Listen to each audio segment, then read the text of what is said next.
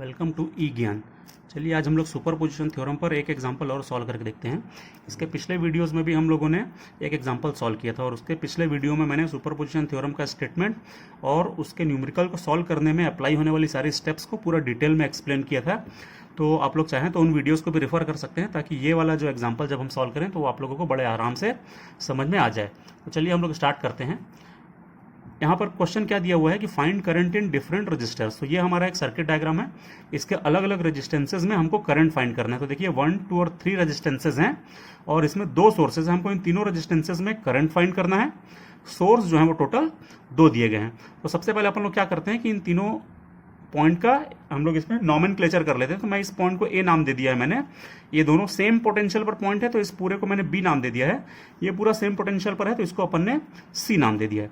तो ये रेजिस्टेंस क्या हो गया, ये हो गया ए बी, ये रेजिस्टेंस हो गया ए सी और ये वाला रेजिस्टेंस हो गया बी सी। ठीक है, चलिए तो अब हम स्टार्ट करते हैं इसको सॉल्व करना।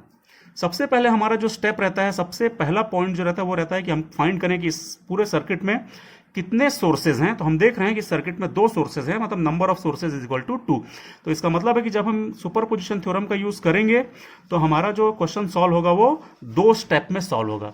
एक बार हम इस सोर्स को अलोन लेकर के पूरा सर्किट सॉल्व करेंगे और दूसरी बार हम अलोन इस सोर्स को लेकर के इस पूरे सर्किट को सॉल्व करेंगे। मतलब कि हम डिफरेंट रेजिस्टेंस में करंट्स फाइंड करेंगे और लास्ट में हम लोग क्या करेंगे, जब हमको टोटल इस एक्चुअल सर्किट में करंट निकालना होगा अलग अलग रेजिस्टेंसेस में, तो हम algebraic sum of the results found in the 2 steps हम कर लेंगे। मतलब कि हम पिछले दोनों स्टेप में जो हमको रिजल्ट फाइंड हुआ था उसका अलजेब्रिक सम करेंगे तो हमको एक्चुअल आंसर मिल जाएगा। कैसे करेंगे, चलिए इसको अपन करके देखते हैं।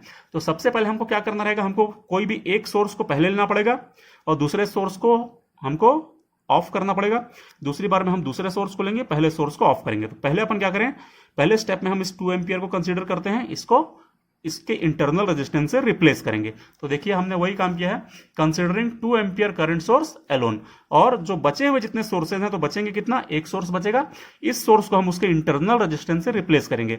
इन केस यदि इंटरनल रेजिस्टेंस न दिया रहे तो हम वोल्टेज सोर्स को शॉर्ट सर्किट करते हैं। तो मैंने यहां पर लिखा 10 volt voltage source should be short circuited. तो हमको एक नया डायग्राम बनाना पड़ेगा और ये हमने एक नया डायग्राम यहां पर ड्रॉ किया है। देखिए वही सेम डायग्राम को लेकर के ये 10 वोल्ट का जो वोल्टेज सोर्स था तो इसको हमने कर दिया है शॉर्ट सर्किट।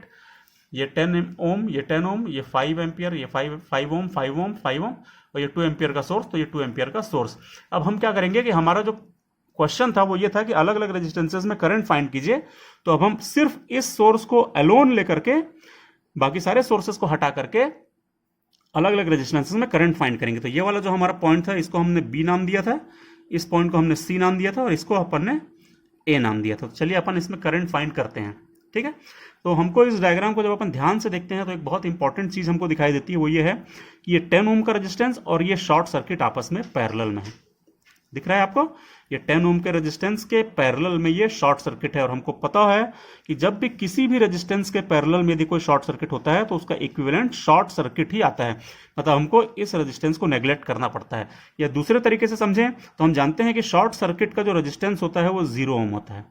ठीक है, अपन जानते हैं कि resistance of short circuit is equal to 0। तो इसका मतलब है कि ये जो रेजिस्टेंस है ये कितना हो गया, 0, उसके पैरेलल में 10 है। इन दोनों का यदि अपन इक्विवेलेंट निकालें तो इक्विवेलेंट कैसे निकालते हैं, आर इक्विवेलेंट वो होता है R1 R2 upon R1 plus R2। तो यदि एक रेजिस्टेंस 0 है और एक रेजिस्टेंस 10 ओम है, ये वाला 10 ओम, ये वाला 0, इसका आप इक्विवेलेंट निकालिए तो आ जाएगा 0 ओम आएगा। और 0 ओम को अपन क्या बोलते हैं, शॉर्ट सर्किट। तो मतलब इन दोनों का इक्विवेलेंट हो जाएगा शॉर्ट सर्किट। तो हम ये मान सकते हैं कि ये वाला रेजिस्टेंस हमारे सामने अब नहीं है, अब सिर्फ हमारे पास ये 5 ओम है और ये ऐसा 5 ओम है। यदि मैं इसी डायग्राम को फिर से जल्दी जल्दी एक बार बनाने की कोशिश करूं तो ये कैसा बनेगा, ये बनेगा ऐसा, ये 2 एम्पियर बन गया हमारा, ये 2 एम्पियर बन गया। ठीक है, उसके बाद यहां पर एक 5 ओम है तो ये अपन ने बना लिया 5 ओम। उसके बाद यहां से ऐसे जा रहा है बी में और ये फिर सीधे शॉर्ट सर्किट आ जा रहा है सी में। तो ये वाला पॉइंट है हमारा ए, ये वाला पॉइंट है हमारा सी। अब ए से बी तक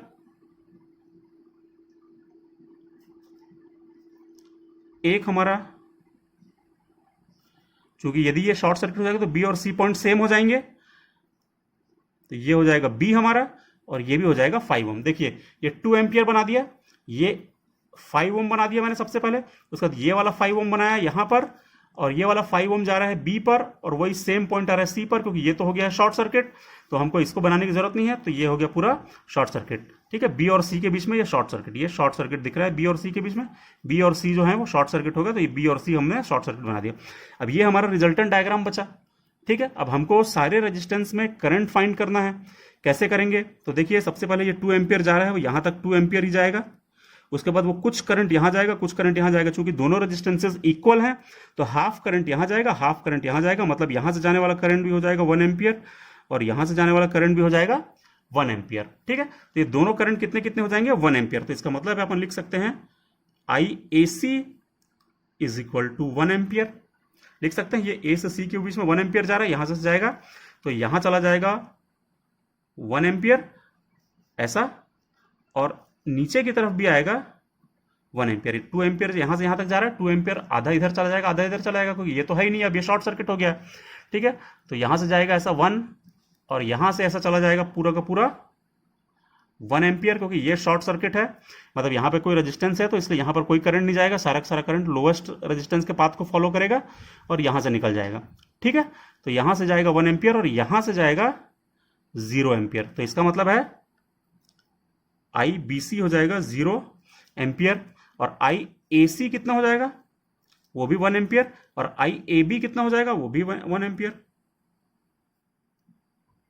ठीक है, क्लियर है आप लोगों को, समझ में आ रहा है। देखिए यहां से हम एक बार शुरू करते हैं, यहां से 2 एम्पियर गया, यहां तक 2 एम्पियर गया, चूंकि दोनों रेजिस्टेंसेस इक्वल मैग्नीट्यूड के हैं इसलिए ये करंट जो है वो हाफ हाफ डिस्ट्रीब्यूट होगा। तो यहां चला जाएगा 1 एम्पियर, यहां चला जाएगा 1 एम्पियर, मतलब AC में जाएगा 1 एम्पियर, तो हमने लिख दिया AC में 1 एम्पियर।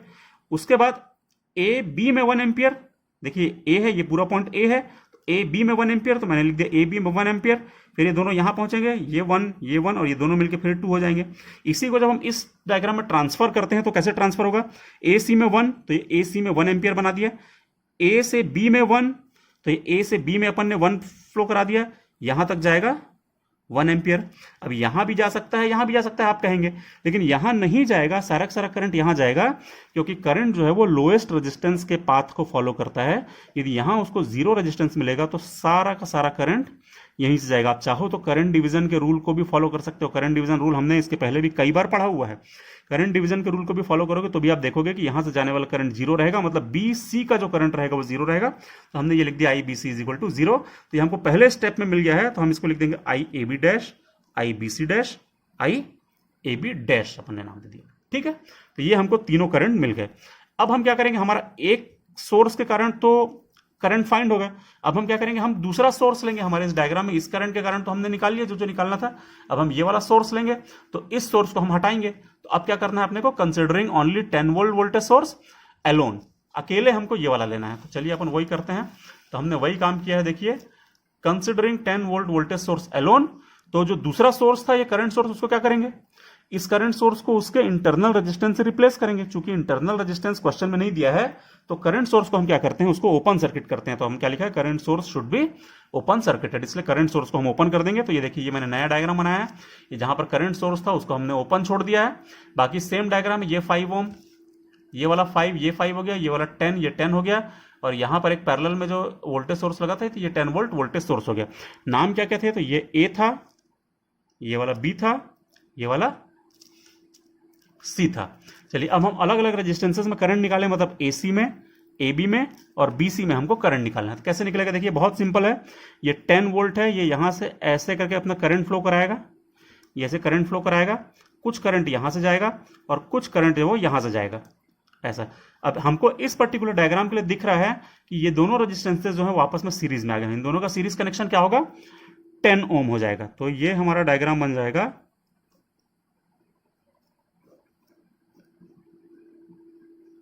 ऐसा बन जाएगा।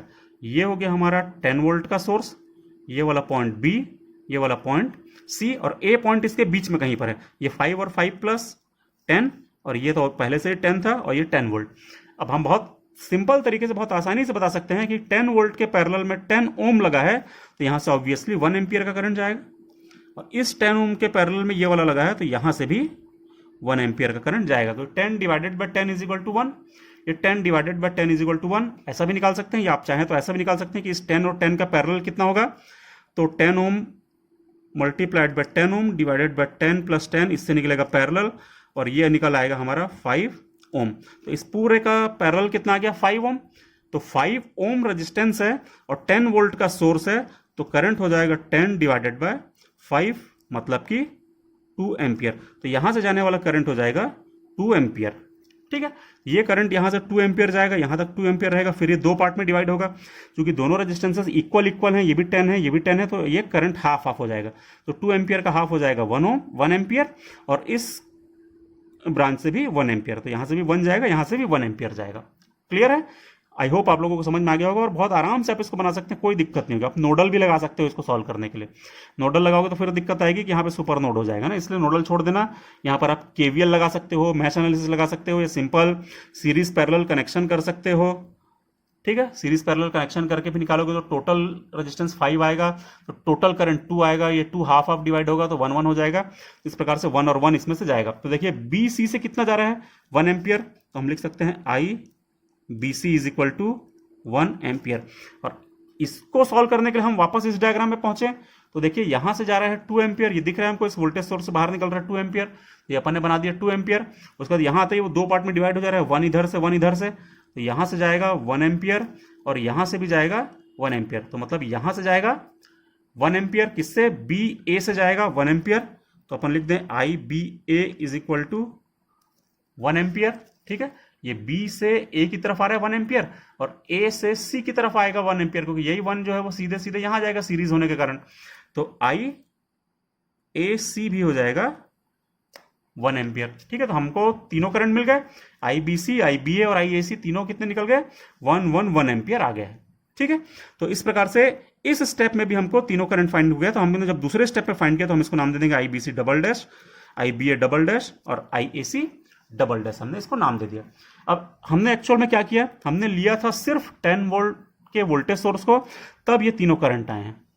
यहां पर हमने क्या किया था, हमने लिया था सिर्फ 2 एम्पियर के करंट सोर्स को, तब ये तीनों करंट आए थे।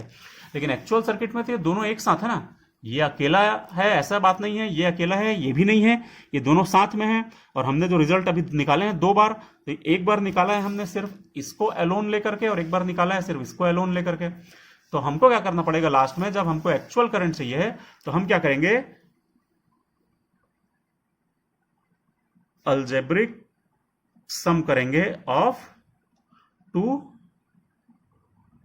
रिजल्ट्स। जो प्रीवियस स्टेप में जो हमने 2 रिजल्ट फाइंड किए हैं, उन दोनों का अलजेब्रिक सम करेंगे। जैसे यदि मुझे निकालना है आई ए सी, तो मैं क्या करूंगा, I A C is equal to I A C dash plus I A C double dash. तो देखिए कितना कितना आया था, आई ए सी डैश 1 आया था और I A C double dash भी 1 आया था, तो ये कितना हो जाएगा 1 plus 1 is equal to 2 ampere हो जाएगा। आई ए सी की वैल्यू कितनी हो गई, एक्चुअल वैल्यू 2 एम्पियर, जब दोनों सोर्स साथ साथ काम कर रहे हैं। अब हमको निकालना पड़ेगा आई ए बी, तो चलिए अपन निकालते हैं आई ए बी। तो वो क्या होगा, I A B dash plus I A B double dash. तो देखिए आई ए बी कितना आया था, आई ए बी आया था 1 एम्पियर, और यहां पर देखें तो आई बी ए आया था 1 एम्पियर। यदि आई बी ए 1 एम्पियर आ रहा है, बी से ए का करंट, तो ए से बी का करंट कितना आएगा, तो यदि मैं निकालना चाहूं आई ए बी डबल डैश, तो वो हो जाएगा -1 एम्पियर। ठीक है, क्योंकि बी से ए की तरफ 1 एम्पियर है, तो ए से बी की तरफ हम उसी करंट को बोल सकते हैं -1 एम्पियर। तो हम क्या लिखेंगे, I A B double dash is equal to -1 ampere. यहां पे पुट कर दीजिए, तो आई ए बी डैश आया था 1 और I A B double dash आया है -1, तो टोटल हो जाएगा 0 एम्पियर। ठीक है, तो ये वाला करंट हो गया 0 एम्पियर। अब हम निकाल लें आई ए सी हो गया, ए बी हो गया, अब निकाल लें आई बी सी। अब निकाल लीजिए आई बी सी। आई बी सी क्या होगा, आई बी सी डैश प्लस आई बी सी डबल डैश। तो आई बी सी डैश कितना आया था, आई बी सी डैश आया था 0, यहां पुट कर दीजिए 0, plus I B C double dash, I B C double dash कितना आया था, तो आई बी सी डबल डैश आया था 1, यहां पर पुट कर दीजिए 1, तो आंसर आ जाएगा 1 एम्पियर।